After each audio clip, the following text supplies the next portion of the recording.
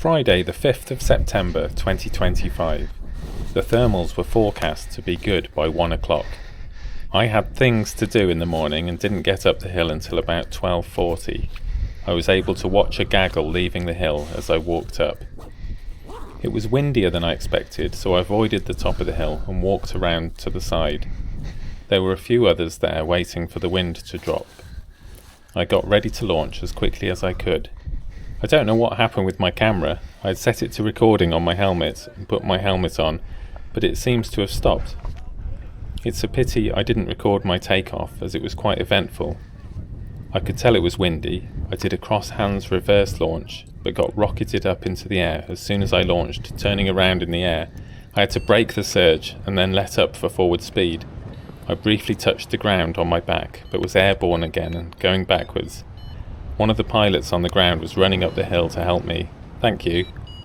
I got on the speed bar and needed full speed bar to get away from the hill. My camera quite soon made a noise to say it was turning off, as there was nothing more to be done. So I had to take my helmet off and set it recording again, check that it was plugged in alright, but it seemed that it was. Once I was away from the hill and going down, I headed over to the left. I could see a small area on the trees ahead where wind was shaking the trees, indicating the bottom of a thermal.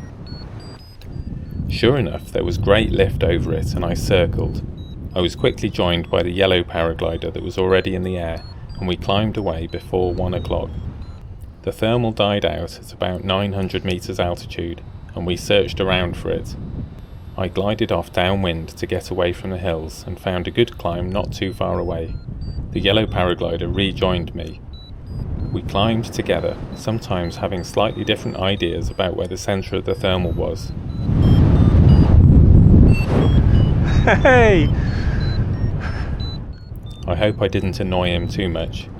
It was great to be high and climbing and away from the hill. The thermal died before we got to the clouds. I headed off downwind and the yellow glider headed south. I lost quite a bit of height, but found various disappointing thermals between the M5 and Pershore. It was slow going, but I found a good thermal towards Throckmorton airfield. The climb was good, but as I got higher, I could see the yellow paraglider ahead of me climbing quite well. I headed towards him, and the whole area between me and him was good lift, taking me up to the clouds. I found out later, this was Grzegorz Chabelski. He ended up flying a bit further than me. I was aware that I was a long way left of the usual course, which would cause me airspace problems ahead, so I turned right and headed for Evesham. I lost almost 1,000 metres on the glide down to Evesham, getting below 400 metres, but found some lift over the sunny ground. This turned into a good thermal and got me back to the clouds again. I headed off downwind, circling briefly in a little bit of lift. I turned right again, realising I was heading for the Wellesbourne ATZ. My only hope was to find a thermal good enough to take me over the ATZ. I found a thermal and it really looked like it would get me above the 658 metre ceiling of the ATZ, but it stopped climbing at 668 metres. I was nearly at the ATZ and had no real choice but to head off to the right again. I glided around the side of the airspace, the whole time hoping for some more lift, but it didn't happen. I spent the glide praying for lift, searching for birds to show me rising air, and thinking about my landing options. I made it over some woods into a perfect mown field.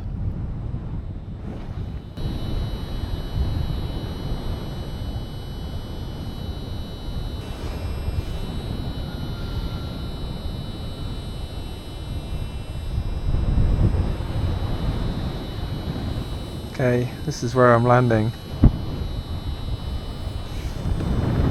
Hopefully far enough from those trees.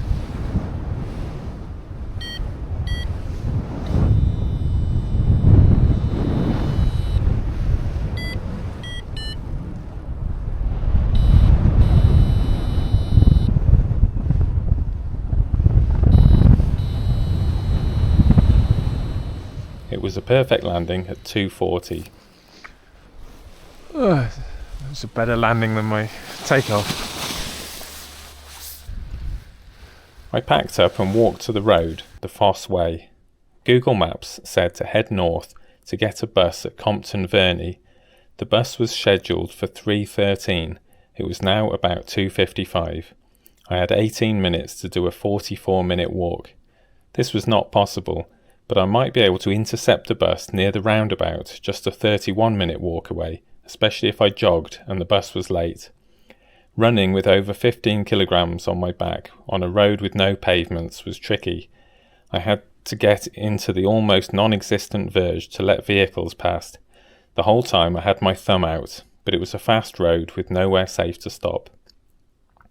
As I got to about 100 metres from the roundabout, I saw my bus cross from right to left, just as I expected. I had missed it. The next bus was not until 5 o'clock. I turned right and walked towards the bus stop, then stopped to look at my phone with my thumb out.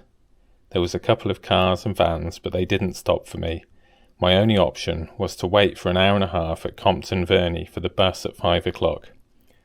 I was feeling a bit low when there was a beeping from the roundabout behind me. The van had come back to give me a lift. Thanks, Sean. Sean lives in Wellesbourne and took me to the bus stop there. I got the bus to Stratford and had about 50 minutes to wait at the McDonald's there. I had a wrap of the day and sat upstairs watching the people in the buses below. I waited outside for the 5:21 bus to Evesham. 5:21 came and went. Another bus stopped and a paraglider pilot got off. It was Dmitry Kolchev's. The bus was only 10 minutes late. We got the bus to Evesham, then the train to Malvern Link. I downloaded the Train Split app, Trainsplit.com. as Dmitry had seen that the train was £3 or £4 cheaper there. We chatted about how to helmet mount cameras and whether there is a highlight feature on my camera. I accidentally boarded us onto a first-class carriage. I assumed they had simply upgraded the train. It was nice there, but we were asked to leave after 1 minute, as I think the other passengers suspected that we didn't look like first-class passengers. My wife picked me up from the station with takeaway pizza from Premier Pizza.